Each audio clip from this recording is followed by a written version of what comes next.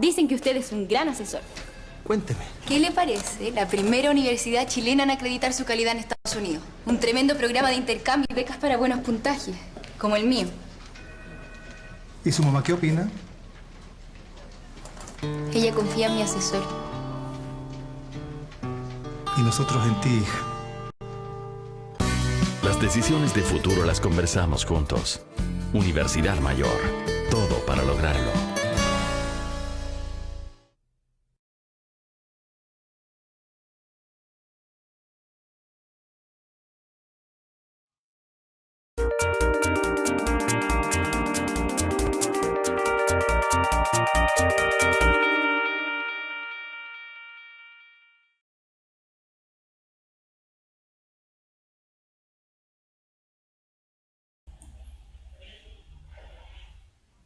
Hola chicos, ¿cómo están? Bienvenidos a la sexta clase ya de biología a través de puntaje nacional.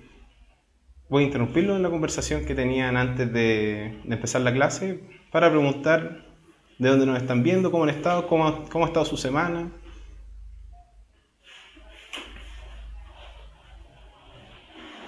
Vamos a ajustar un poquito esto.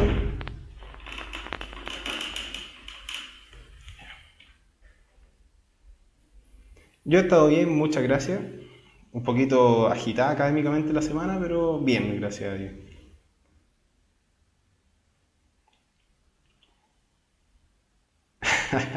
Gracias por la manzana digital. Ya, entonces el día de hoy vamos a hablar acerca del sistema cardiovascular, que es uno de los sistemas, a mi gusto, más bonitos que hay. Y además vamos a incluir un módulo de salud cardiovascular, que es una perspectiva relativamente nueva, que probablemente no se los han enseñado nunca. Vamos a profundizar en algunas enfermedades y sobre todo para que ustedes incluyan esta clase dentro de su estilo de vida. Como les dije a través de la plataforma Facebook, era necesario estudiar antes de esta clase porque vamos a abarcar una serie de temas que son bastante complejos, ¿ya? Vamos a volver a ajustar esto un poquito. Ok. Estamos entonces. Partamos.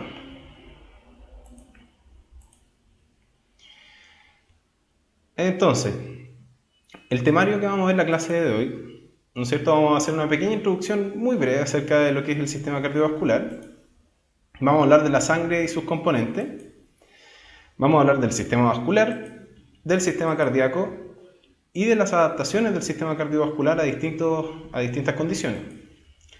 Y finalmente vamos a hablar de distintos aspectos de la salud del sistema cardiovascular, entre los cuales están los factores de riesgo cardiovasculares, la aterosclerosis, la hipertensión arterial. Vamos a hablar acerca del efecto que tiene la diabetes mellitus en el sistema cardiovascular, el concepto de soplo y finalmente el infarto al miocardio.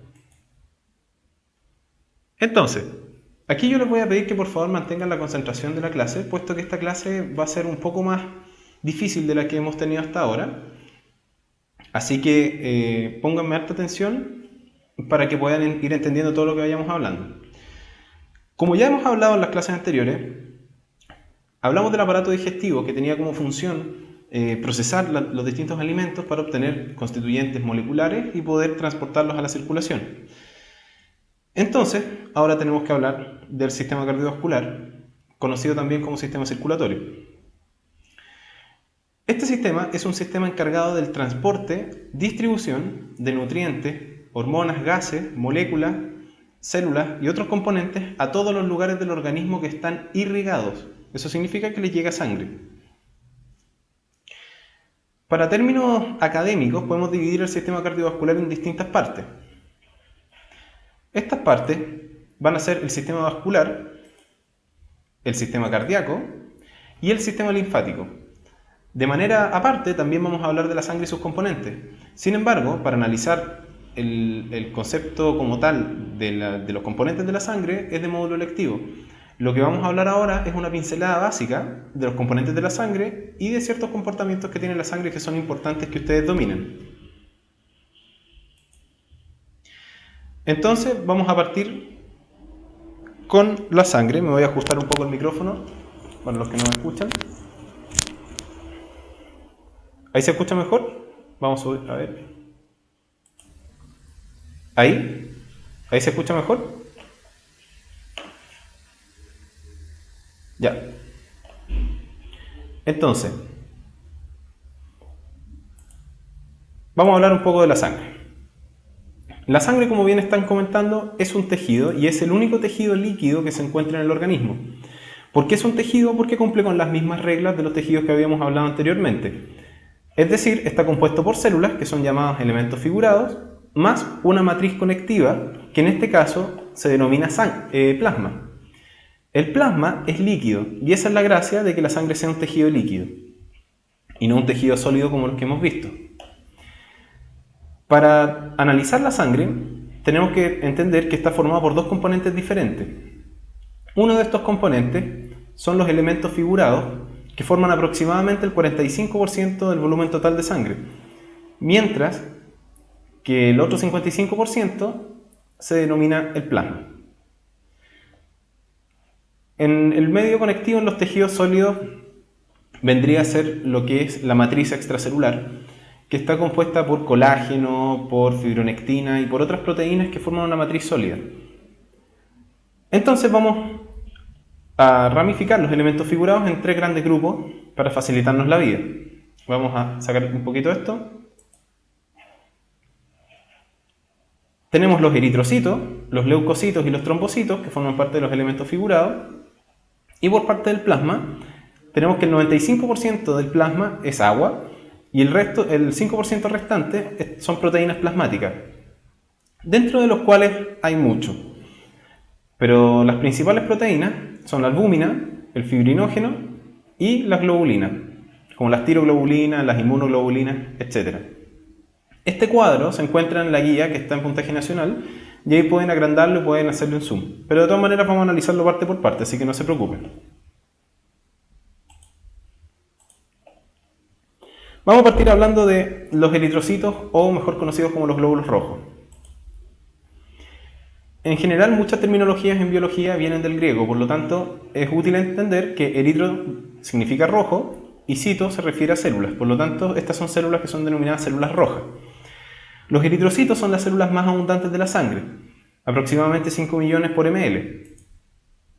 La característica que tiene es que no tiene núcleo, tiene altas concentraciones de un pigmento rojo, que es hemoglobina, que lo vamos a profundizar en la clase de aparato respiratorio, y es una célula altamente diferenciada.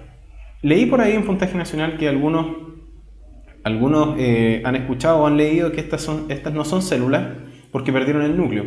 Sin embargo, siguen teniendo metabolismo. Y la gracia es que son células muy diferenciadas, que tienen una vida media promedio de 120 días y luego son degradadas en el hígado. Estas células, además, como bien dicen por ahí, no tienen mitocondria, pero sí tienen una serie de otras modificaciones que les permite tener un metabolismo relacionado con la fermentación láctica. ¿Ya? Las aves tienen núcleo en los eritrocitos al igual que algunos anfibios. Y este tipo de células, que parecen un disco bicóncavo, se denominan discocitos. Esta es la forma que tienen los eritrocitos normales. Y la gracia de este monito que está acá al lado es que la eritropoiesis, que es el proceso a partir del cual se sintetizan los eritrocitos, ocurre en la médula ósea roja, recordando que existe una médula ósea amarilla y una médula ósea roja, y la médula ósea roja, que en los adultos se encuentra en los huesos planos principalmente, es donde están todas las células madres de la sangre, o la gran mayoría, y aquí ocurre la eritropoiesis. Para que ocurra la eritropoiesis existen distintos factores, dentro de los cuales hay una etapa que es crucial y es dependiente de una hormona que se llama eritropoyetina. Esta hormona es sintetizada por el riñón y el riñón sintetiza eritropoyetina cuando detecta que las concentraciones de oxígeno plasmático están bajas, es decir, en condiciones de hipoxemia. Es decir, que cuando baja el oxígeno, el riñón detecta que está bajo el oxígeno, sintetiza eritropoyetina para que ocurra la eritropoiesis en la médula ósea roja y aumente el número de eritrocitos en sangre, para poder captar más oxígeno.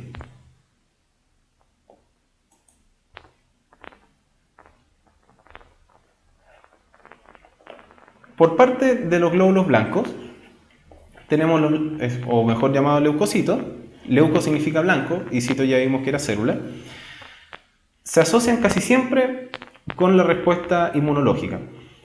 Si bien la respuesta inmunológica es un proceso muy complejo, y bueno, a mí me gusta mucho, pero es un proceso muy complejo, no se ve en el módulo común, y lo que ustedes tienen que saber para el módulo común es que los leucocitos, a diferencia de los eritrocitos, se dividen en diferentes tipos dependiendo de ciertas características que vamos a analizar ahora.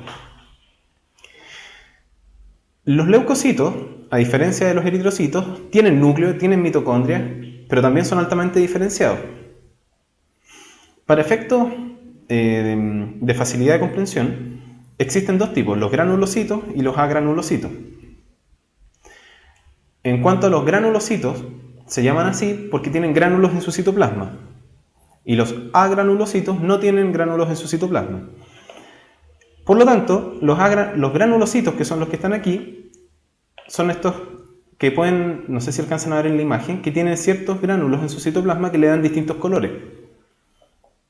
El nombre técnico que se usa más para referirse a este tipo de células son polimorfonucleares.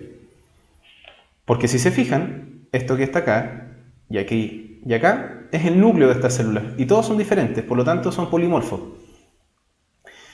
Entonces, para organizarnos tenemos un grupo que son los granulocitos y otro que son los agranulocitos. Dentro de los granulocitos vamos a encontrar estas tres células, y dentro de los agranulocitos vamos a encontrar el monocito y los linfocitos. Los polimorfonucleares tienen distintas funciones y se relacionan principalmente con distintas fases de las respuestas innatas o bien modulando la respuesta adaptativa inmunológica. Por ejemplo, de los polimorfonucleares, que son estos de acá, el neutrófilo se denomina así porque la tensión de sus gránulos es neutra. Tiene que ver principalmente con un rol fagocítico, es decir, participa en la respuesta inmunológica primaria, innata, ante distintos organismos. Y esta es la principal célula del pus. ¿Ya? Por otra parte, los eosinófilos tienen gránulos ácidos que se tiñen parecido a lo que es la eosina, con lo que vimos en la clase de organización tisular, y tiene que ver con cosas bien específicas. Una es la modulación de la transformación de los linfocitos T helper al tipo 2, eso es súper específico y es del módulo común, electivo. Y la otra es la respuesta ante parásitos como son los helmintos o lo que serían los gusanos redondos. Por otra parte, los basófilos tienen gránulos que se tiñen como si fueran básicos, por eso se llama basófilo, y esta célula reacciona, o participa, mejor dicho, liberando gránulos de histamina, que es un modulador vasoactivo, y tiene que ver con las respuestas alérgicas. ¿Ok? Entonces, haciendo un repaso rápido, neutrófilo es fagocítico y se encuentra en el pus. Eosinófilo modula la diferenciación de un cierto tipo de linfocito T helper y participa en la respuesta antiparásito. Y los basófilos participan en respuestas alérgicas, moduladas por inmunoglobulina E. Y otras inmunoglobulinas que no vamos a mencionar. Y no son del módulo común tampoco, así que no se asusten. Por otra parte, los linfocitos y los monocitos. Los linfocitos no los vamos a profundizar, pero son las células estrellas de la respuesta adaptativa. Es decir, en una respuesta específica que es un poco más lenta y que necesita la respuesta innata para poder activarse.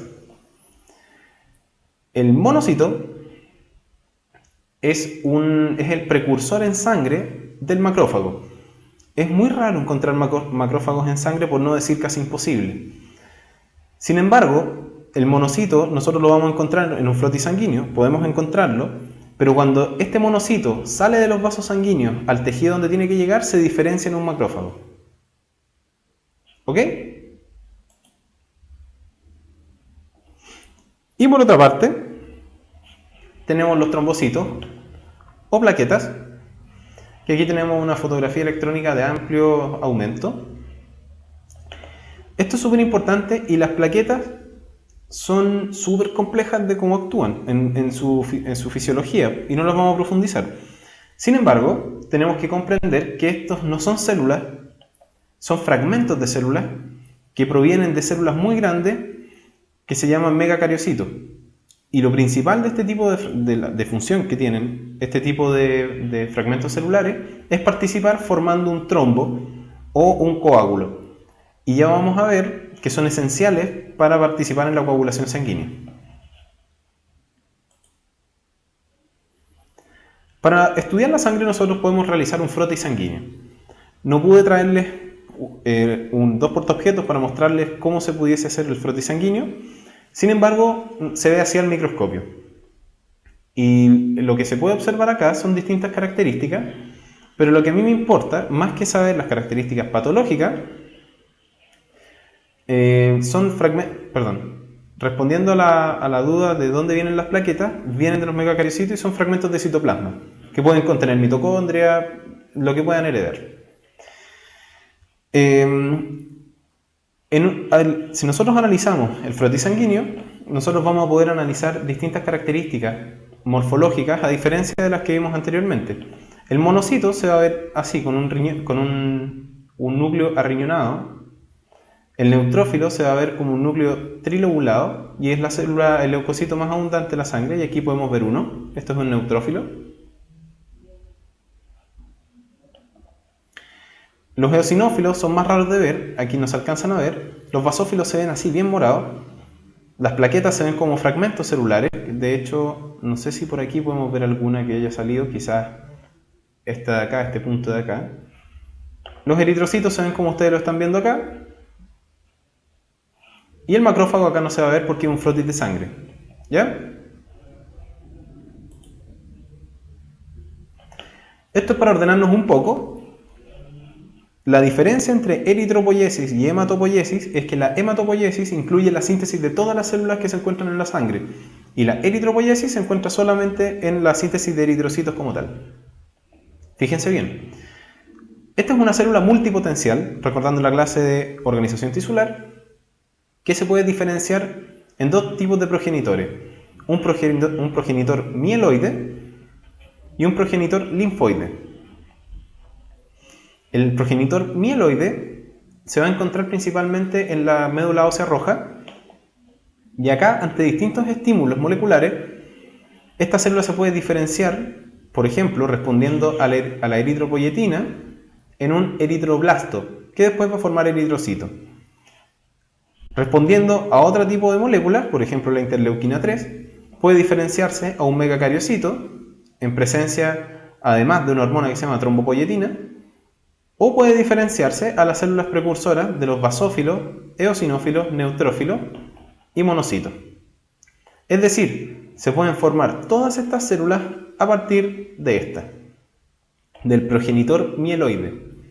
Por otro lado, el progenitor linfoide, que se encuentra en otros lados del organismo, como lo es en la glándula timo y el vaso, y otros tipos de tejidos linfoides, este progenitor linfoide se entrena para diferenciarse en linfocitos B o T y en las células natural killer o linfocitos natural killer, que no son parte del módulo común, sino que son parte del módulo electivo. Hasta ahí con la célula. Ahora vamos a ver proteínas plasmáticas, y particularmente una de ellas me importa que la entiendan muy bien. De las muchas que hay, yo les voy a incluir la albúmina, las globulinas y el fibrinógeno. De la que vamos a hablar bien va a ser de la albúmina, así que la vamos a dejar para más adelante. Las globulinas son proteínas que, como bien dice su estructura, tienen una estructura en particular, y en el caso de las inmunoglobulinas son moléculas que participan teniendo diferentes funciones de la inmunidad adaptativa humoral. Son sintetizadas principalmente por unas células que se llaman plasmocitos, que son linfocitos B diferenciados. Y como bien me preguntan en mayúscula, que me llamó la atención, ¿cuál es la diferencia entre eritropoyetina y trombopoyetina? La eritropoyetina es una hormona que estimula la eritropoiesis y la trombopoyetina es una hormona que estimula la trombopoiesis. Dicho de una manera más explicativa, la eritropoyetina estimula la síntesis de eritrocitos y la trombopoyetina estimula la síntesis de plaquetas. Y finalmente el fibrinógeno lo vamos a hablar cuando veamos coagulación sanguínea. Las globulinas tienen distintas funciones, sin embargo, existen distintos tipos según la función que tengan, como las tiroglobulinas, que tienen que ver más que nada con las hormonas tiroideas, las inmunoglobulinas, que tienen que ver con la respuesta inmunológica adaptativa humoral, que son secretadas por los plasmocitos, y otro tipo de globulinas que no vamos a mencionar ahora. Son moléculas muy importantes. Algunas tienen funciones como, por ejemplo, la inmunoglobulina G en participar en el reconocimiento activo de patógenos y generar memoria. Otras, como la inmunoglobulina A, en ser un protector inmunológico de secreción, etc. A ver, ¿qué cosa no entiende Javi?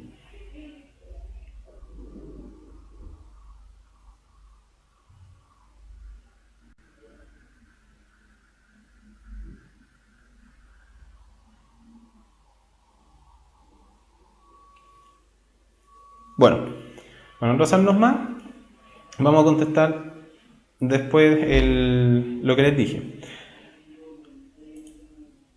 Algunas pruebas sanguíneas que nosotros realizamos a nivel de la salud, acá les agregué algunas de la clase que ya estaba, porque les vamos a explicar algunas cosas.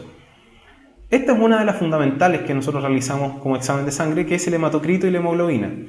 El hematocrito es básicamente un examen en que se centrifuga sangre y se ve el porcentaje de plasma y de elementos figurados, y con eso se da un determinado porcentaje, y con eso se sabe si en realidad la persona tiene una cantidad de elementos figurados bueno o bajo, y nos orienta hacia un posible diagnóstico de anemia. Sí, contestando la duda anterior de la eritropoiesis y trombopoiesis, sí, son procesos diferentes. Lo hablamos al principio de la clase de lo que era la eritropoiesis, y la trombopoiesis, como dice su nombre, es síntesis de plaquetas, y las plaquetas y los eritrocitos son elementos diferentes con funciones diferentes, como lo vimos también al principio. Esto no lo preguntan en la PSU, pero sí es útil saberlo porque últimamente en la PSU están utilizando una serie de enunciados que son de origen médico. Por lo tanto, les conviene saber qué son para que no se asusten ni se bloqueen ante una pregunta. ¿Ya? Entonces, el hematocrito es lo que yo les decía, se centrifuga un tubo de sangre y se puede ver cuánto porcentaje de elementos figurados hay. Normalmente oscila entre 35 y 45, dependiendo si es mujer o hombre. El perfil bioquímico son una serie de pruebas como la glicemia, la cantidad de electrolitos en el plasma, etc., que nos da un recuento parcial de la actividad bioquímica de las células del organismo. El perfil lipídico es lo mismo que el perfil bioquímico, pero un detalle de los lípidos que existen en sangre, como el colesterol, los triglicéridos, etc. El perfil tiroideo, como dice su nombre, es una cuantificación tanto de la hormona T3 y T4 libre, como de la hormona tiroestimulante, de la TSH. La beta-HCG cuantitativa, esto significa la gonadotropina coriónica humana, es una hormona que se utiliza para cuantificar la cantidad de hormona que produce un posible embarazo. Esta sigla, TTGO o PTGO, significa test de tolerancia a la glucosa oral. Eso se utiliza en las personas en que hay alguna sospecha de diabetes o prediabetes. Y por supuesto, tenemos las pruebas de enfermedades infecciosas, como el ELISA para el virus de inmunodeficiencia humana, y el VDRL, que se utiliza en sospecha de personas que pudiesen tener sífilis. Este es un punto que yo quiero que me pongan atención. ¿Y qué es la donación de sangre? Hay muchos mitos con respecto a la donación de sangre y quiero que grabemos algunas cosas bien importantes. Donar sangre no es malo, es al contrario bastante bueno, y de hecho en estos momentos estamos tratando de hacer una serie de campañas para que aumente la cantidad de donantes, pero de donantes que quieren ayudar, no tratando de ofrecer recompensas como intentar comprar sangre. Hay una serie de preguntas. Perdón, voy a interrumpirme un poco porque leí una duda que están hablando. El TTGO es test de tolerancia a la glucosa oral. Se les hace a la embarazada, puesto que existe un tipo de diabetes que se llama diabetes gestacional. Sin embargo, no tiene nada que ver con el cigoto, sino que es una prueba solamente para medir la resistencia o la capacidad del organismo para sintetizar insulina y para secretar insulina. ¿Ya? Ahora, lo que me importa de esta diapositiva es que ustedes ingresen a esta página que es www.donasangre.cl y así puedan enterarse de todos los mitos que existen con respecto a la donación de sangre y así podamos ser cada vez más los que donamos y los que ayudamos en esta causa. Algunos datos técnicos: te sacan 500 ml de sangre aproximadamente, un poquito menos. Esto corresponde a una unidad y esta unidad puede ayudar a 3 pacientes aproximadamente. Esto es extremadamente útil porque esto salva vidas en la urgencia. Por lo tanto, casi siempre los bancos de sangre del servicio público, que es por lo menos el lugar desde el cual yo les puedo hablar, casi siempre hay escasez de unidades de sangre y llegan una serie de pacientes muy complicados. Esto que está acá es lo que se recomienda para donar sangre y las cosas que hay que cumplir. La edad es entre 18 y 65 años. Se recomienda un estilo de vida saludable, pesar más de 50 kilos, haber ingerido alimentos en las últimas 6 horas, no estar embarazada y poseer cédula de identidad. El tema de los tatuajes es algo controversial, puesto que hay centros que tienen distinta cantidad de meses, ya sea 3 meses, 6 meses, pero esto va cada vez en descenso, puesto que los lugares donde se realizan tatuajes están cada vez más pulcros en el uso de agujas y en recambio de agujas, y la tasa de contagio de enfermedades de transmisión sanguínea está cada vez menor. Cuando no puedes donar es en diabéticos, en las personas diabéticas o hipertensos que no están en tratamiento o están descompensados, en los cardiópatas, en los nefrópatas, en los que tienen enfermedades neurológicas como epilepsia, en los que tienen enfermedades respiratorias o hematológicas. Todos los que hayan sufrido hepatitis luego de los 12 años no pueden donar. Por supuesto, todo aquel que use drogas endovenosas.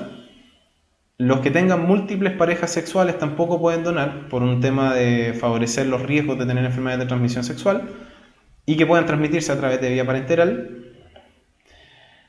Y todos los portadores de VIH o que tengan SIDA propiamente tal, los que tengan sífilis, los portadores de virus hepatitis B,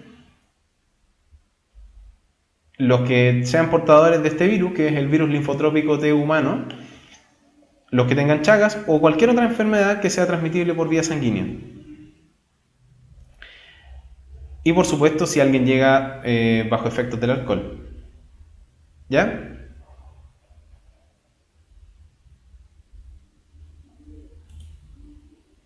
Por lo tanto, si en realidad quieren ayudar, una buena manera de ayudar es donar sangre.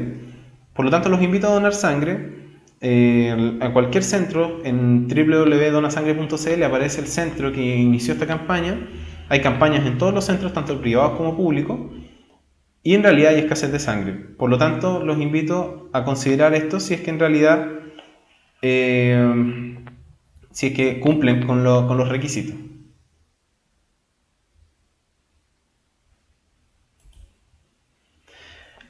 Ya, finalmente,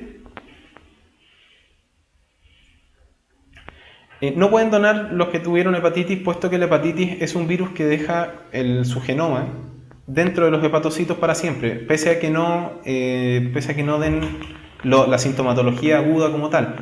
Por lo tanto, eso ya es un contra para poder donar sangre. Entonces, vamos a hablar de la coagulación sanguínea. Antes de empezar a hablar de la coagulación sanguínea como tal, les voy a hacer una pequeña mención. Como estamos hablando de donar sangre, me imagino que a muchos de ustedes les gusta el área de la salud. Los invito a ingresar a umayor.cl y conocer las carreras que pueden estudiar en la Facultad de Medicina, adquiriendo los conocimientos prácticos y teóricos para que sean unos profesionales que aporten realmente a la sociedad. Universidad Mayor, todo para lograrlo. Entonces, como estábamos hablando, la coagulación es un proceso, y aquí sí que quiero que me pongan atención, puesto que la coagulación es algo que en general en las escuelas y en los colegios se pasa muy por alto. Esto tienen que entenderlo de la perspectiva de que dentro de los vasos sanguíneos hay todo un órgano que se llama endotelio. El endotelio, cuando se daña, genera esta respuesta que es la coagulación. Entonces, la coagulación se define como un proceso generado ante una injuria endotelial con el fin de prevenir la pérdida de sangre.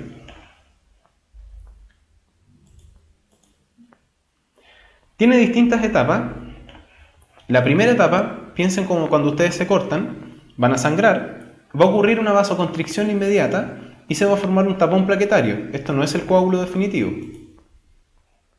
Después se forma un coágulo sanguíneo y después, por supuesto, se elimina el coágulo y se repara el vaso. Vamos a ir de a poco, Samantha, así que no te preocupes. Vamos a hablar de los elementos de la coagulación. Algunos elementos de la coagulación son la trombina y la fibrina. La trombina es una proteína secretada por el hígado en forma inactiva que se llama protrombina.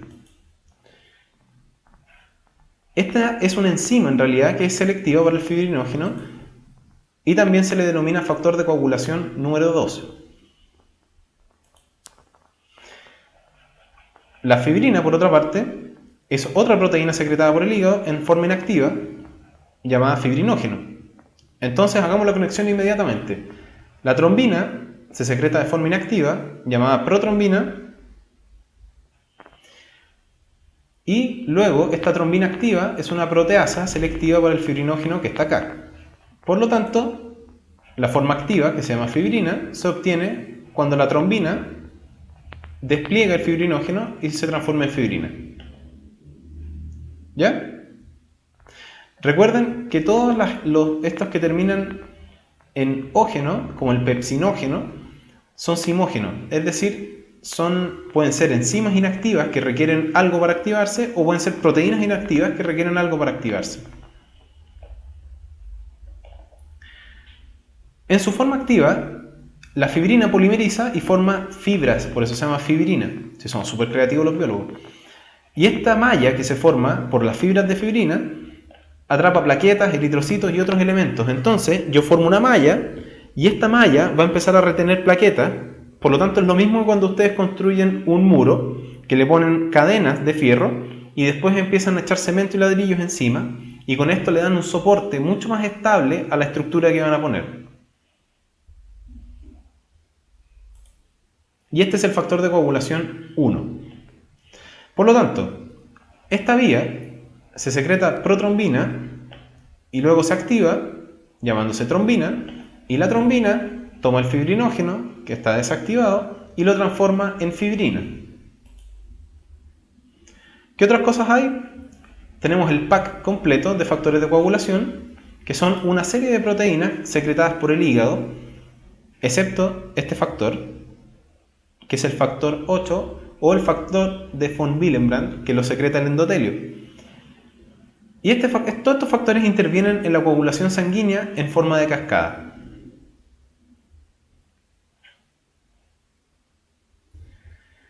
Como bien dice Geraldine, más que la Escherichia coli, hay una serie de bacterias que viven en el colon que secretan vitamina K.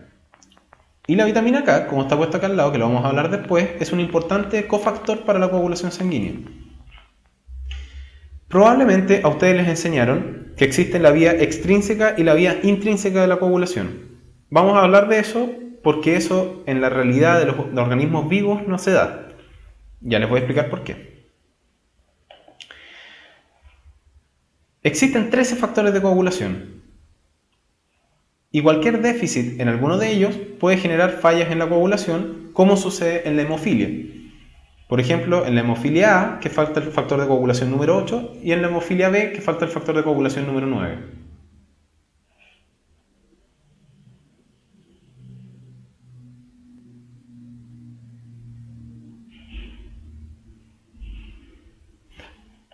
Me voy a corregir inmediatamente porque me quedé pensando en que este factor no es el relacionado con el factor de von Willebrand, para que lo tengan en cuenta.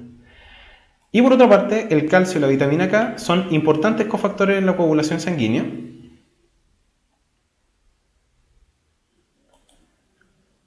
Y regulan los factores de coagulación. Ya, aquí me voy a detener y aquí pesco a todos los que no he pescado, como bien me dicen en el chat. ¿Por qué les dije que no existe la vía intrínseca y la vía extrínseca? Porque la vía intrínseca y la vía extrínseca fueron postuladas in vitro. Eso lo descubrieron en un tubo de ensayo. Sin embargo, en un organismo vivo no ocurre así, sino que las dos vías están cruzadas. Y no es que haya una vía de coagulación y otra vía de coagulación, sino que es un proceso de coagulación que tiene dos vías distintas que se cruzan. ¿Ya? Entonces, si se fijan, en este mapa, que es la coagulación como tal, la protrombina pasa a activarse en forma de trombina y el fibrinógeno por la trombina se forma en fibrina y se puede formar el coágulo. Eso es lo que habíamos visto hasta ahora. ¿Ya? A ver, yo les pedí que estudiaran antes de esta clase. Les dije que era complicada. Así que nos queda poco rato y todavía tenemos que analizar el corazón y tenemos que analizar adaptaciones del corazón y después tenemos que analizar salud cardiovascular. ¿Ya? Les voy a repetir de nuevo y voy a ir más lento. ¿Ya? ¿Desde qué punto no entienden? Para saber desde dónde me retrocedo.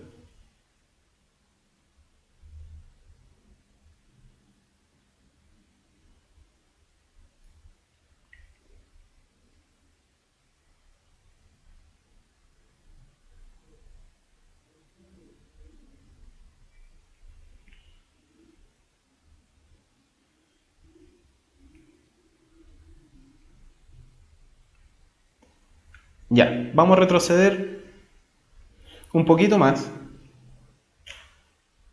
para mostrarles esto.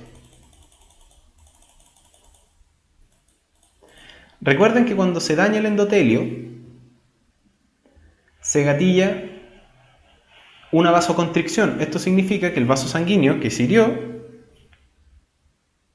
se contrae para que deje de salir sangre.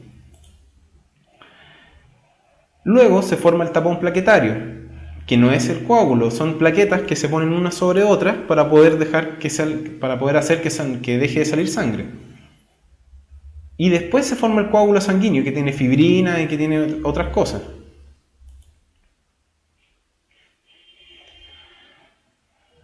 Y después viene la eliminación de este coágulo que se formó y la reparación del vaso sanguíneo que estaba roto. ¿Ya? Esto ya lo hablamos.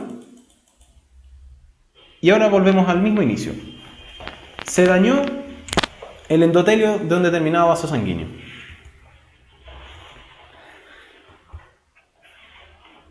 Fíjense que todo esto son las llamadas vías intrínsecas o vías extrínsecas. La llamada vía extrínseca de coagulación es toda esta relacionada con la protrombina, la trombina, el fibrinógeno y la fibrina formando un coágulo. Mientras que la intrínseca era la relacionada con los factores de coagulación, que son todas estas moléculas con números romanos que ustedes ven como flotando sobre la vía extrínseca. ¿Qué es lo verdadero? La verdad es que todas estas moléculas están cruzadas como muestra este mapa. Es decir, que en los organismos vivos se mezclan unas con otras, puesto que una regula a la otra. Si yo les pregunto, está bien, la protrombina se activa a trombina y así transforma el fibrinógeno a fibrina. ¿Pero qué cosa activa la protrombina para que se transforme a trombina? Es una buena pregunta, ¿no? Es ahí cuando el modelo de la vía intrínseca y la vía extrínseca se cae. Y se utiliza básicamente con fines esquemáticos. Si se fijan, acá hay una molécula que no se alcanza a ver bien, quizá en pantalla completa se pueda ver mejor, que es el factor 10 de coagulación. Este factor 10, si se fijan, también tiene que activarse para poder transformar la protrombina a trombina. ¿Ya? Pero si se fijan, el factor 10 está inactivado y tiene que activarlo otra molécula. Y esa molécula son dos, el factor 9 y el factor 8. Y el factor 9 a su vez lo estimula el factor 11 y el factor 11 a su vez el factor 12. Es decir, es súper complicado cómo se activa esto. Por supuesto, para la PS1 les van a preguntar los factores de coagulación. Sin embargo, yo quiero que se queden con la idea de que no es que exista una vía para coagular y otra vía para coagular, sino que actúan las dos al mismo tiempo. Y las dos están cruzadas. ¿Ya? El factor tisular es una molécula que se expone desde el endotelio. Ahora me corrijo, era el factor 7, no el factor 8 que estábamos hablando anteriormente. Y inicia la misma cascada de activación. Ahora, ¿qué es lo importante? Que para coagular necesito calcio, protrombina, fibrinógeno, plaqueta y los factores de coagulación.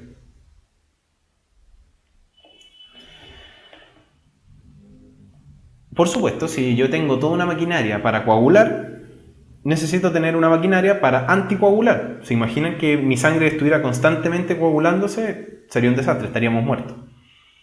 Por lo tanto, hay una serie de proteínas encargadas de anticoagular y de evitar que se active la cascada de coagulación. ¿Ok? Estas proteínas son principalmente la antitrombina 3, la proteína C y la proteína S. Esto no lo preguntan, pero es para que lo sepan. La fibrina,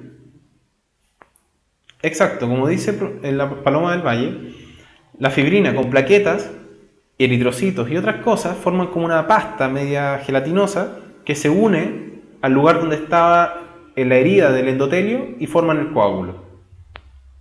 ¿Qué es lo importante? Que después de que ocurre la coagulación sanguínea, empieza a liberarse hacia afuera, hacia la piel, por decir un ejemplo, una sustancia que se llama suero sanguíneo, que es esa como agüita que queda después de que se forma una costra. Esa agüita, entre comillas, tiene exactamente la misma composición que el plasma, excepto en una cosa, que no tiene fibrinógeno, puesto que lo utilicé para formar la costra o el coágulo. ¿Ok?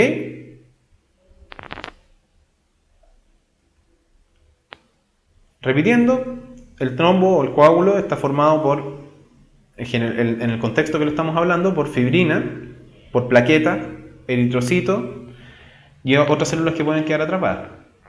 Esta fibrina, después de que empieza a degradarse, empieza a liberar unos productos que pueden cuantificarse, que son llamados dímeros D o productos de degradación de la fibrina, PDF.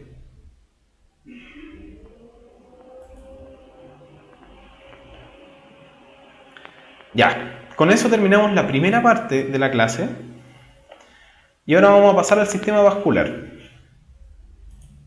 Vamos a ir un poco más rápido para que nos alcance el tiempo, ¿ya?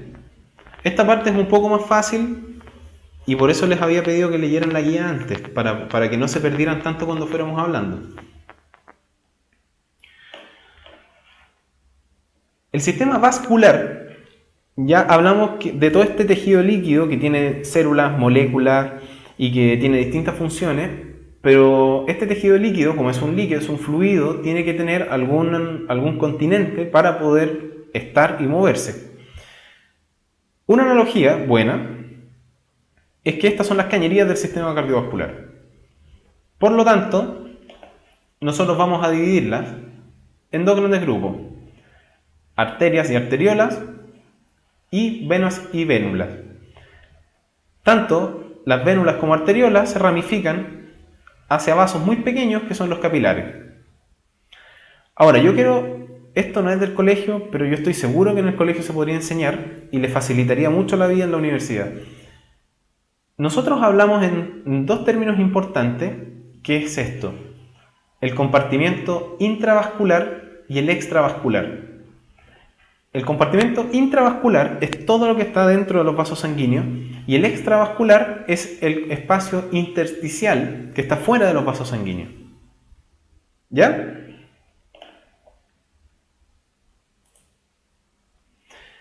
La diferencia entre las arterias y las venas no es bajo ningún punto que una transporta dióxido de carbono y poco oxígeno y otra transporta mucho oxígeno y poco dióxido de carbono. Eso está malo.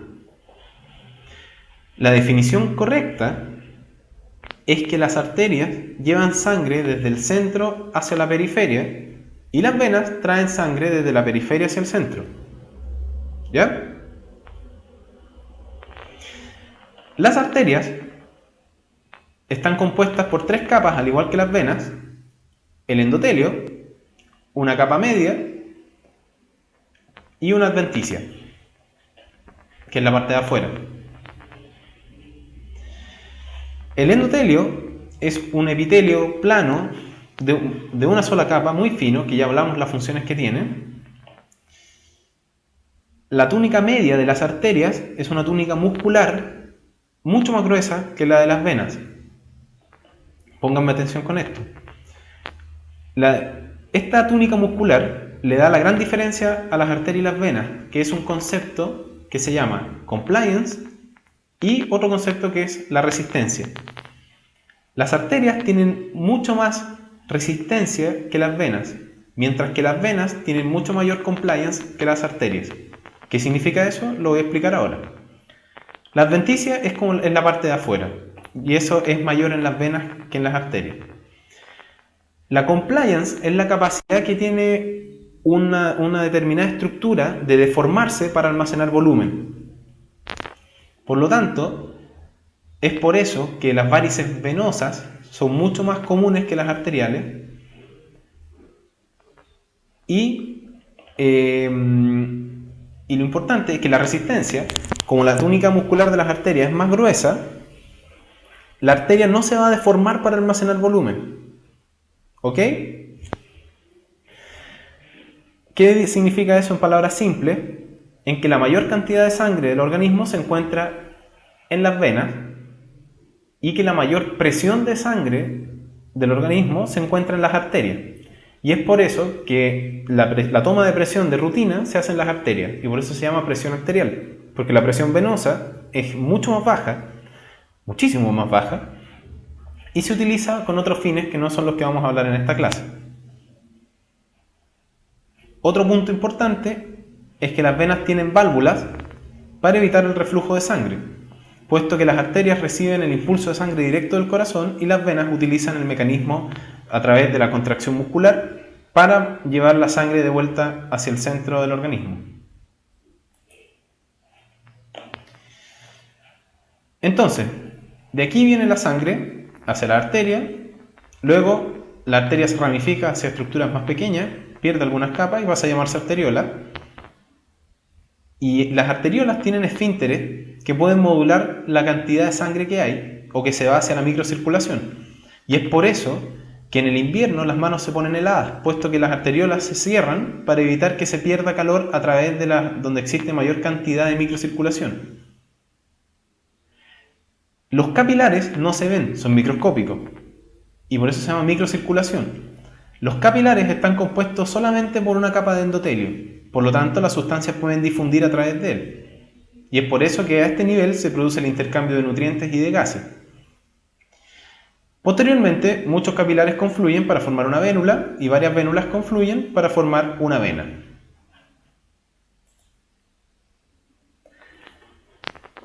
Entonces, como dice el título, rol de la albúmina en la presión coloidosmótica intravascular. Con ese título, yo les aseguro que en realidad ya se espantaron antes de que empiece a mostrar lo que tiene esta diapositiva. Por lo tanto, para que vean que no soy tan malo ni tan pesado por decirles que estudien, les hice un experimento antes de hacer esta clase que lo pueden repetir en sus casas y yo creo que con esto van a entender muy bien el rol que tiene esta proteína que habíamos hablado anteriormente en la presión coloidosmótica. Así que pónganme harta atención. Los capilares no irrigan a cada célula, sino que el capilar pasa como si fuera una cañería y las células se encuentran alrededor del capilar. Así que veamos si esto les va a servir para entender el rol de la albúmina. Así que pónganme atención con esto.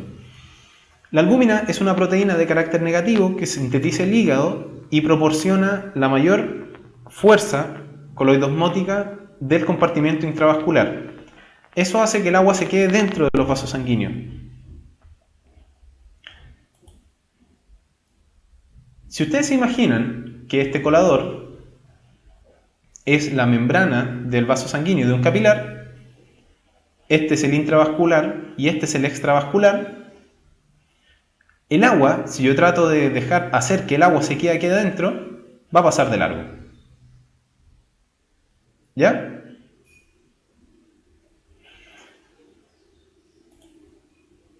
Fíjense que este recipiente tiene agua y luego usé una esponja seca para que se llenara de agua. Ya van a entender a qué me refiero. Si yo dejo esta esponja llena de agua en el colador, el agua se va a mantener en el intravascular, porque tengo algo que la mantenga agarrada. ¿Ya? Y si yo estrujo el agua, van a ver que estaba llena de la misma cantidad del volumen de agua que estaba ahí. ¿Qué significa todo esto? Es lo que vemos acá. Para que el agua se mantenga dentro del vaso sanguíneo, yo necesito algo que me tire el agua hacia adentro. Eso es la presión coloidosmótica. Es la presión que ejercen las moléculas para retener un fluido. ¿Ya? Y el balance que existe entre las moléculas de afuera, que también generan presión coloidosmótica, u oncótica, y la presión hidrostática, que es la presión del agua contra las paredes del vaso sanguíneo,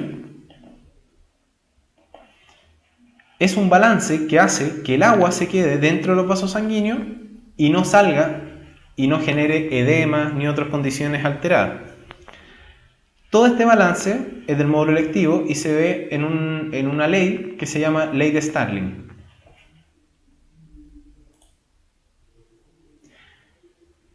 Ya. Entonces vamos a pasar a la tercera parte de la clase, que es el sistema cardíaco. Por fin llegamos al corazón. No sé si será como para alegrarse, porque en realidad quizás es más difícil. Pero para relajarnos antes, vamos a ir a una segunda mención, que es, si eliges la U mayor, te tocaría estudiar en Huechuraba. Tranquilo, la Universidad Mayor ofrece un sistema de buses gratuitos que te llevan tanto a este campus como al estadio de la Universidad Mayor. Infórmense en www.umayor.cl.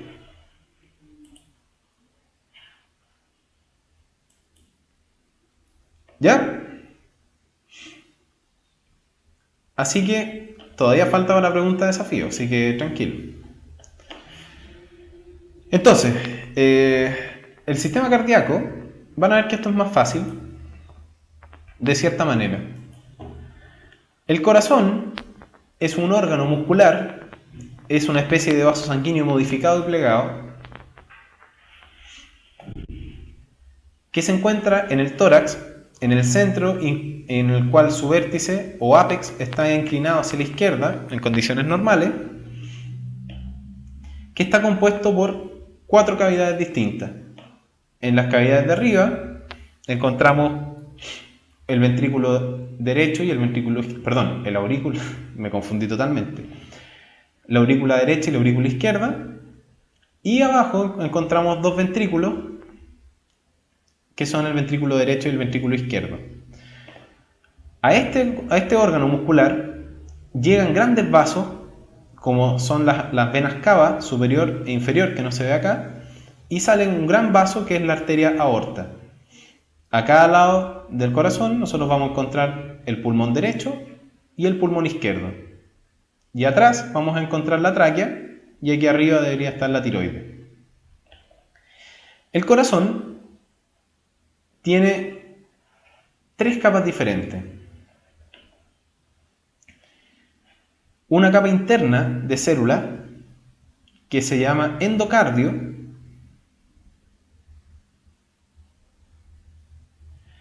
Sí, para come fulanito, yo sé que es atrio. En anatomía normal también yo lo aprendí como atrio. Pero lo cierto es que la nomenclatura anatómica nueva que se estableció en un consenso todavía no está 100% implementada y se siguen utilizando ambos conceptos, tanto aurículas como atrios. Así que no hay ningún problema. Y probablemente en la PSU, si les ponen algo así, les van a preguntar por aurícula, no por atrio. ¿Ya?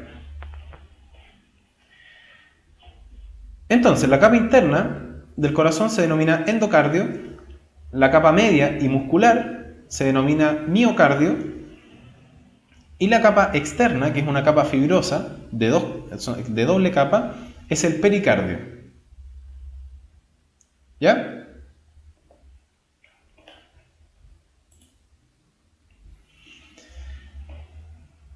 ¿Cómo es el corazón por dentro? Es de la siguiente manera y no es difícil, pero vamos por partes. Tenemos una aurícula o atrio izquierdo y una aurícula derecha. A la aurícula derecha llega la sangre de la periferia del cuerpo a través de la vena cava superior y la vena cava inferior. Esta es una sangre pobre en oxígeno y rica en dióxido de carbono. Esta sangre pasa al ventrículo derecho, que está justo abajo, y está regulado el reflujo por una válvula. Estas son válvulas que evitan que la sangre se devuelva del ventrículo a la aurícula. Esta válvula, en el caso del ventrículo derecho, es la válvula tricúspide. Luego, la sangre del ventrículo derecho sale del ventrículo derecho a través del tronco pulmonar, que luego se divide en las arterias pulmonares, que llevan sangre rica en dióxido de carbono y pobre en oxígeno a los pulmones. Luego de que ocurre el intercambio gaseoso en los pulmones, esta sangre rica en oxígeno y pobre en dióxido de carbono vuelve a través de las 4 venas pulmonares a la aurícula izquierda, y luego esta sangre pasa al ventrículo izquierdo, que es más grueso y tiene más fuerza que el ventrículo derecho, y la válvula que evita el reflujo se denomina válvula mitral o válvula bicúspide. Y esta sangre luego sale por una gran arteria, que es la arteria aorta, que le da la sangre, reparte esta sangre a todo el organismo, y luego se repite la misma vuelta. ¿Ya? Entonces, válvula tricúspide, lado derecho, válvula mitral, lado izquierdo. Las arterias también tienen válvulas, que se denominan válvulas semilunares, que tienen tres valvas cada una, que evitan que la sangre se devuelva nuevamente a los ventrículos. Claro, esta clase la voy a subir y voy a hacerle una síntesis súper buena, así que, y el video también está grabado, así que vuelvan a verla si es que ustedes se pierden. Que a mí también me pasaría si es que yo estuviera aprendiendo esto por primera vez. Así que no se preocupen. En un monito más amigable, recordemos entonces que de la vena cava superior y la vena cava inferior llevan sangre con alta concentración de dióxido de carbono y bajo en oxígeno a la aurícula derecha, la cual pasa al ventrículo derecho, y cuando se contrae el ventrículo derecho, para evitar que se devuelva a la aurícula derecha, existe una válvula que se llama válvula tricúspide. Luego, esta sangre con alto contenido de CO2 y bajo en O2 se intercambian los gases, y luego esta sangre vuelve por las venas pulmonares a la aurícula izquierda, donde pasa al ventrículo izquierdo, y cuando se contrae el ventrículo izquierdo se evita que se devuelva la sangre gracias a la válvula mitral o bicúspide, y la sangre sale por la arteria aorta y se reparte por todo el organismo nuevamente, y cuando ya se le acaba el oxígeno y está rica en CO2, vuelve nuevamente y se repite el flujo a través de la circulación. Estas dos circulaciones se dividen en una circulación menor o circulación pulmonar, que es la vuelta que da el corazón desde el ventrículo derecho a la aurícula izquierda, y circulación sistémica o mayor, que es la que da desde el ventrículo izquierdo hasta la aurícula derecha.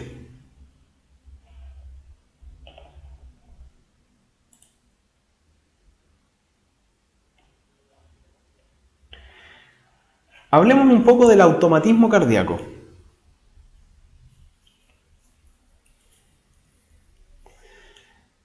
¿Qué cosa no entienden hasta ahora, para ver si hacemos una pausa y me plantean algunas dudas antes de irnos a la pregunta de desafío que viene muy poquito después?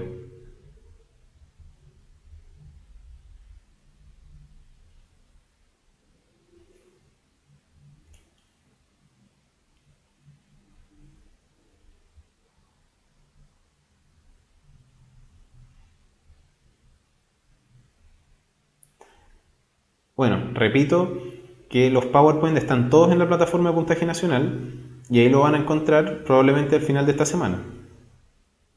¿Ya?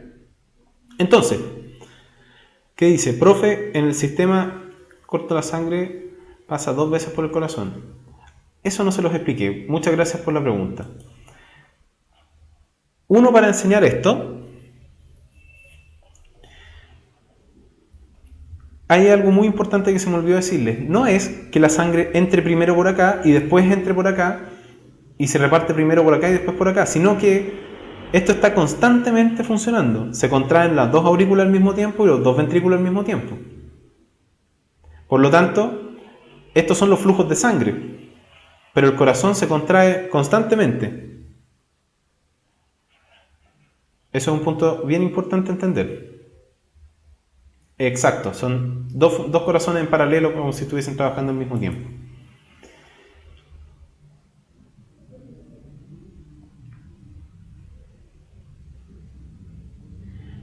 Ya, entonces, hablemos un poco del automatismo cardíaco.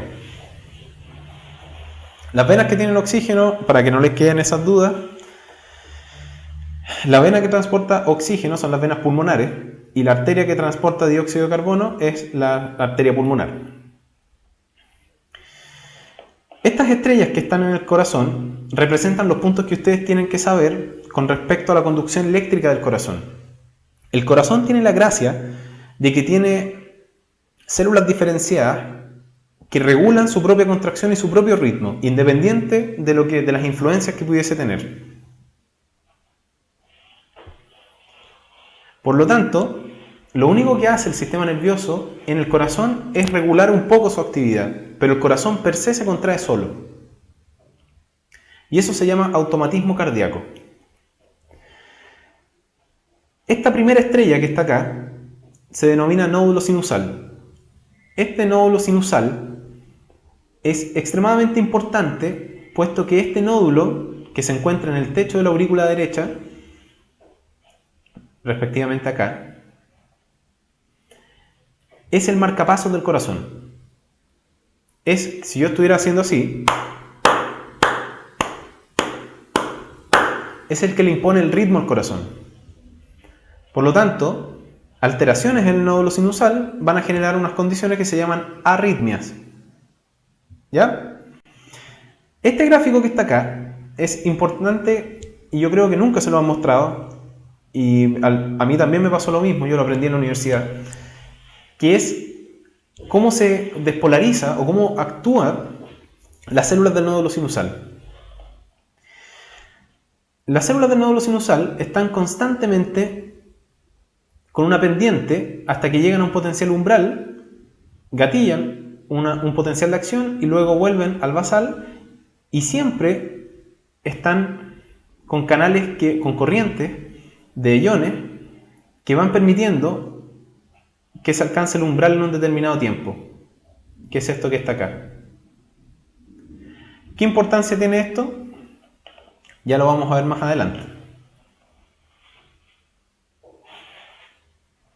La despolarización significa que de este polo, que es menos 60 milivolts, paso a otra condición que es voltaje positivo. Eso significa despolarización propiamente tal. Pero sigamos en esto. Entonces el nódulo sinusal, la primera estación eléctrica y la que genera el ritmo del corazón. Esta transmisión eléctrica viaja hasta otro nódulo que se llama nódulo sinoatrial o nódulo sinusoauricular. Ese nódulo tiene como gracia que filtra los estímulos que manda el nódulo sinusal. Y ese filtro básicamente hace que el de los aproximadas entre 400 a 600 despolarizaciones por minuto que puede llegar a mandar el nódulo sinusal pasen solamente algunas. Y eso permite que el corazón pueda funcionar adecuadamente.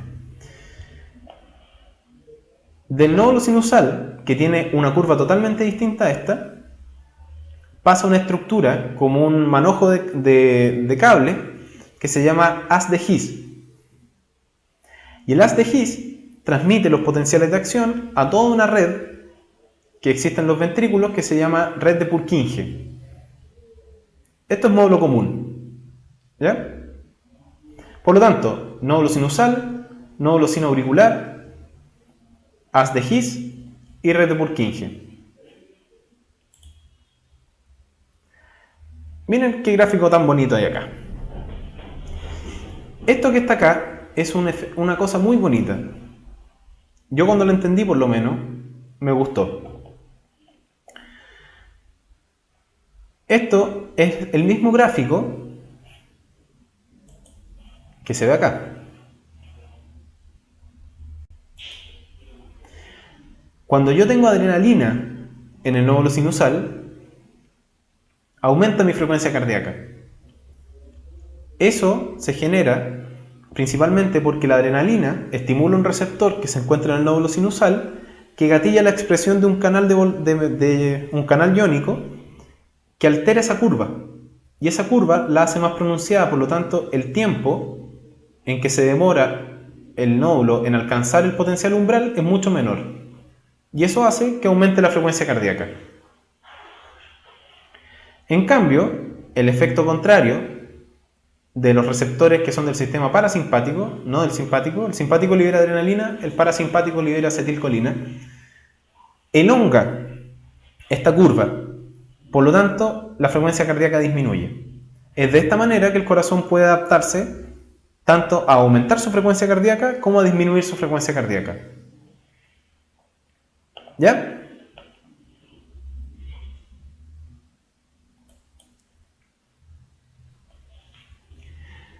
En cuanto a la histología del corazón, esto lo vamos a pasar súper rápido, solamente me interesa una cosa en particular. El músculo cardíaco, el miocardio, actúa como un sincicio. Eso significa que una sola célula gatilla que todas las células trabajen como uno solo. Y esa característica de que todas las células actúen como bloque se debe a que en el músculo cardíaco existen unas estructuras que se llaman discos intercalares, que son estos de acá. S, y S. Recuerden que el músculo cardíaco es músculo estriado, pero es mononuclear. Exacto, a través de gap junctions también, como dice Joacox o Joacox. Finalmente, ahora viene lo de la diástole y la sístole, que no tiene nada que ver con lo que hablábamos antes de acelerar o disminuir la frecuencia cardíaca. El ciclo cardíaco y ahora nos vamos a apurar un poco porque nos queda poco tiempo, está compuesto por una diástole auricular, que es el periodo de relajación de las aurículas, donde se llenan de sangre. Luego viene la sístole auricular, que se contraen las aurículas. Las válvulas previamente están parcialmente abiertas. Y luego se relajan las aurículas y se contraen los ventrículos. Esta contracción ventricular genera que la sangre choque contra las válvulas y se cierran las válvulas. Ese cierre de las válvulas auriculoventriculares genera el primer ruido cardíaco. Luego, como se contrayeron los ventrículos, se cerraron las válvulas que están encima, pero se abrieron las válvulas por donde está saliendo la sangre, por las arterias. Cuando el ventrículo se relaje en la diástole ventricular, se van a cerrar las válvulas semilunares. Y cuando se relajen las válvulas semilunares, van a volver a generar un ruido. Y este ruido es el segundo ruido cardíaco. Por lo tanto, primer ruido cardíaco, cierre de válvulas auriculoventriculares. Segundo ruido cardíaco, cierre de válvulas semilunares. Aórtico pulmonar. ¿Cuál es la gracia? Es que las válvulas auriculoventriculares son más gruesas, son más grandes. Para lo que nos gusta la percusión, los tambores más grandes tienen frecuencias más graves. Por lo tanto, si nosotros escuchamos un corazón, el primer ruido cardíaco se escucha más grave y el segundo ruido cardíaco, que tiene válvulas más pequeñas en diámetro, se escucha más agudo. Y el sonido es más o menos un tu-tu, tu-tu, tu-tu. Es de esa manera que se escucha el primer y segundo ruido cardíaco. Al contrario, como dice Cristóbal, diástole es relajación y sístole es contracción. El electrocardiograma es un diagrama que nos permite estudiar el comportamiento eléctrico del corazón, como habíamos estado hablando. Tiene distintas ondas. La onda P es la onda que representa la despolarización de las aurículas, es decir, su contracción. Existe un intervalo que es el PR, que es el intervalo en el cual se transmite la conducción desde las aurículas a los ventrículos. El complejo QRS, que es este de acá, representa la despolarización de los ventrículos. Y después viene la onda T, que consiste en la repolarización de los ventrículos. Así es como se ve un electrocardiograma de rutina en la realidad, que es un poco más complicado de ver que uno así. Y bien rapidito, adaptaciones cardiovasculares. Tenemos la frecuencia cardíaca, que se define como un número de ciclos cardíacos por minuto.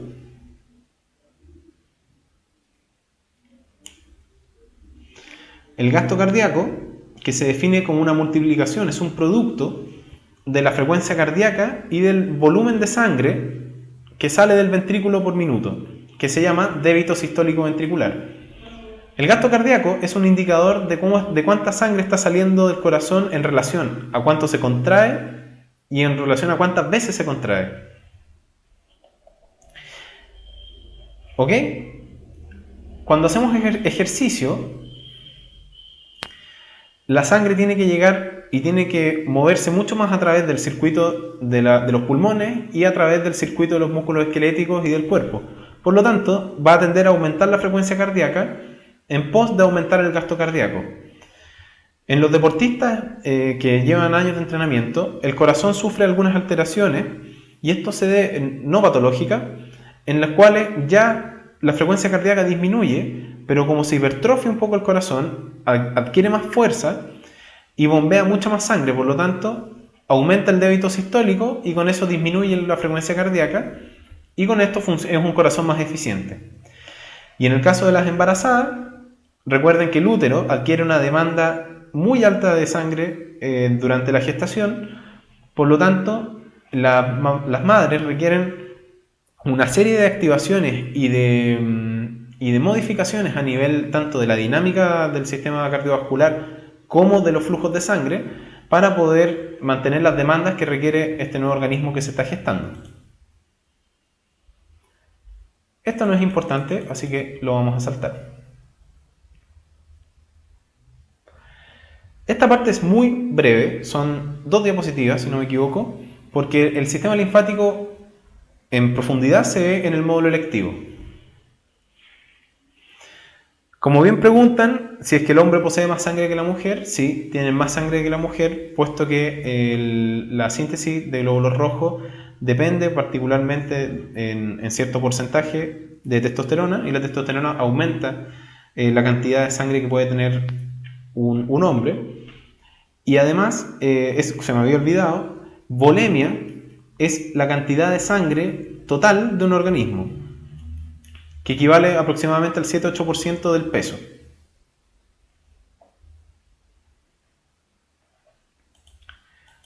En cuanto a la linfa, que es parte del sistema linfático, es un líquido transparente que está compuesto por el drenaje del exceso del líquido intersticial y células linfáticas. Existe toda una red de vasos especiales que se llaman vasos linfáticos, que a través de los cuales pueden pasar proteínas y con eso arrastran el exceso de agua a través del mismo principio que vimos anteriormente. ¿Y qué órganos forman el sistema linfático? Los nódulos linfáticos o linfonodos. Esta clase termina a las 6:20, no a las 6:15, ¿ya? Este órgano, que es el vaso, con B larga y Z, el timo y órganos linfoides no encapsulados asociados a mucosas, como las amígdalas y otro tipo de órganos que están en el intestino. Entonces, ahora sí que sí, pero solamente con 5 minutos, vamos a ver y nos vamos a ir en conjunto a la Universidad Mayor a nuestra pregunta desafío, que dice así. Esta está muy fácil, así que vamos a dar 3 minutos nomás para contestarla. Y dice, la cantidad total de sangre que contiene el sistema cardiovascular se denomina A, gasto cardíaco, B, hematocrito, C, policitemia, D, leucopenia, E, volemia. Les doy 5 minutos para que aprovechen de ir a buscar un vaso de algún jugo rico, bebida, para que aumenten su glicemia. Y vemos bien rapidito la última parte que nos queda.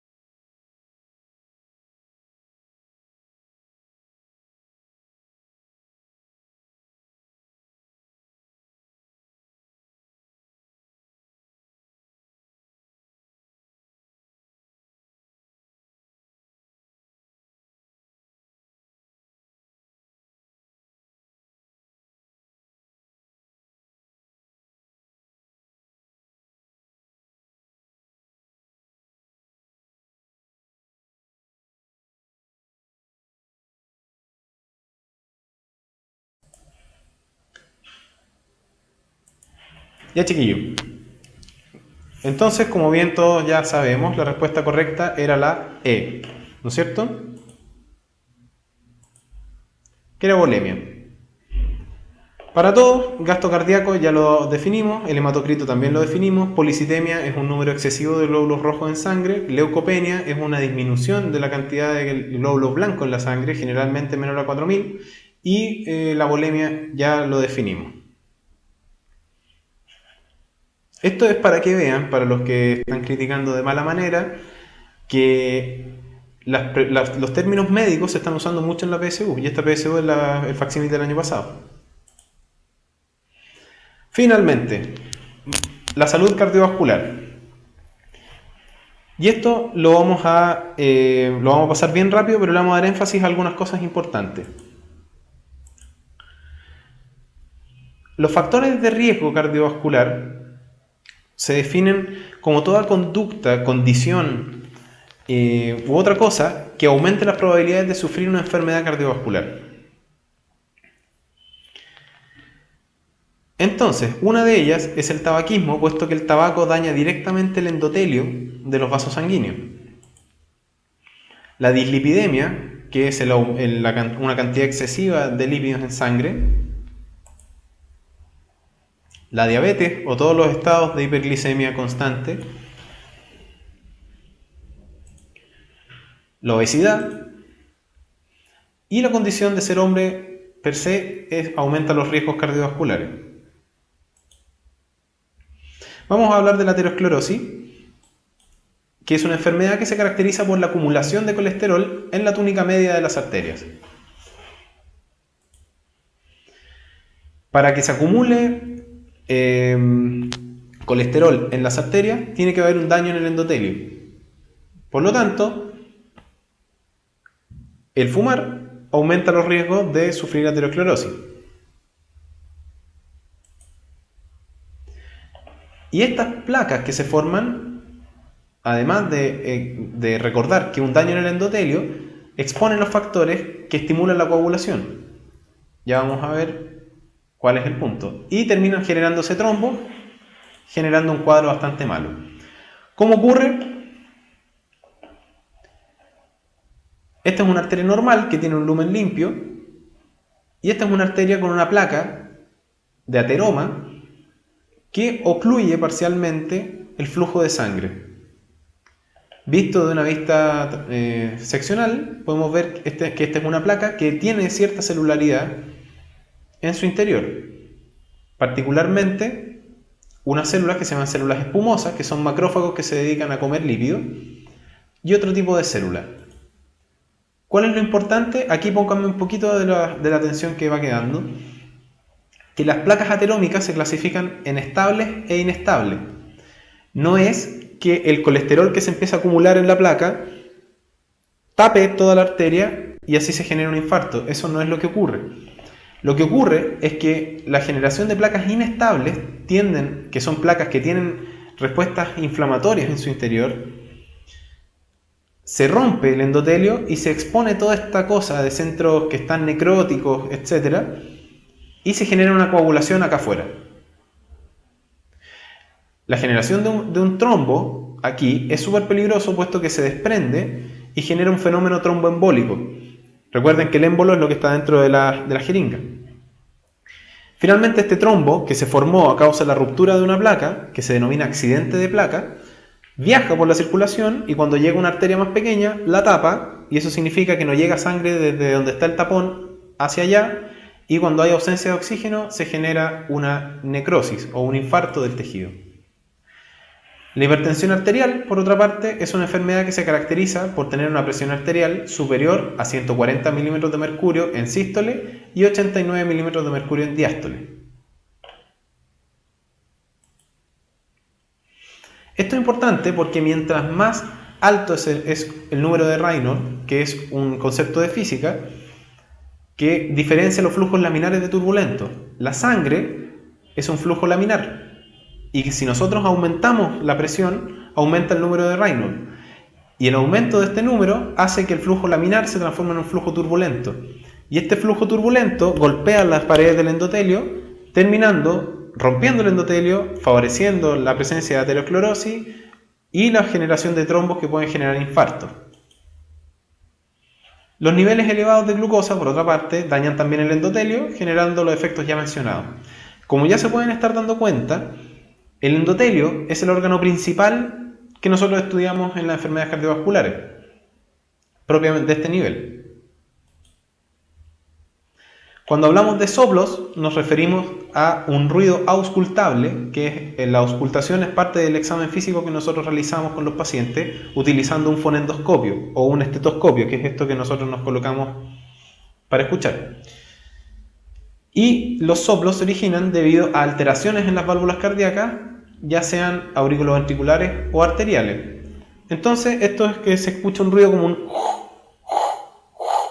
puesto que el flujo que pasa a través de esta apertura es muy turbulento. Y las arritmias son trastornos en los cuales el ritmo del marcapaso del nódulo sinusal se altera, ya sea por interrupción de la conducción o por fallas en la generación de la conducción. Y finalmente,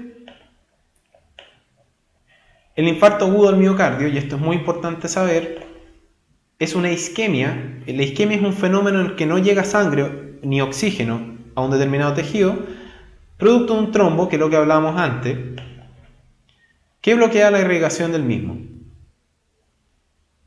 La generación de infarto está altamente asociada a aterosclerosis y los infartos pueden ser reversibles o irreversibles.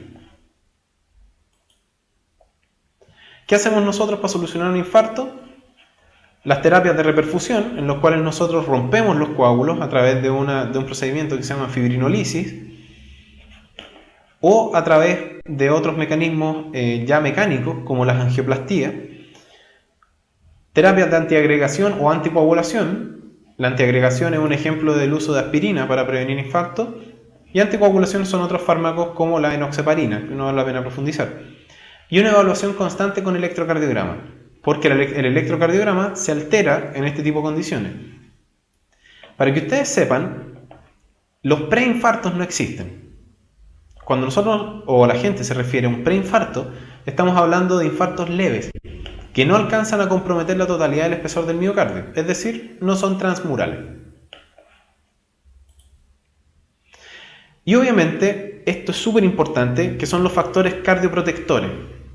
Los factores cardioprotectores son, al igual que los factores de riesgo, que los factores de riesgo aumentan las probabilidades de tener una enfermedad cardiovascular, los factores cardioprotectores disminuyen la probabilidad de tener una enfermedad cardiovascular. Estos factores cardioprotectores son el ejercicio, una dieta sana, como habíamos hablado en la clase de nutrición, si es que los pacientes son portadores de diabetes, que estén controlados en los niveles de glicemia correspondientes y que tengan un índice de masa corporal adecuado. ¿Ya? Así que ahora podemos respirar tranquilos.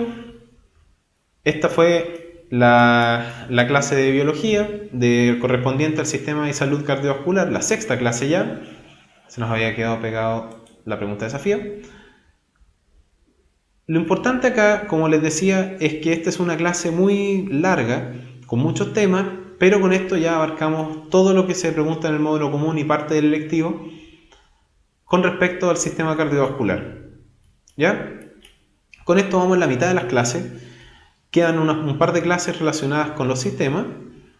Yo les voy a subir pronto el programa de las clases. En el caso de los fisicoculturistas, que fue una pregunta que se hizo en la clase de nutrición, ese es un punto en que el IMC deja de ser válido, y por eso una evaluación nutricional completa incluye la medición de los pliegues, el cálculo de índice de masa magra y de masa grasa, y otros indicadores para tener una medición adecuada. ¿Ya? Espero que no les hayan dado muchos infartos, pero como siempre fue un gusto haberles hecho la clase. Yo les voy a subir este PowerPoint con la síntesis de esta clase. Y bueno, me despido. Espero que les haya gustado dentro de lo difícil que fue.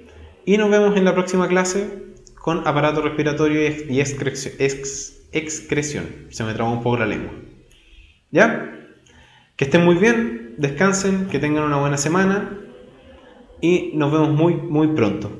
Muchas gracias a ustedes y nos vemos muy pronto, ¿ya? Chao, chao.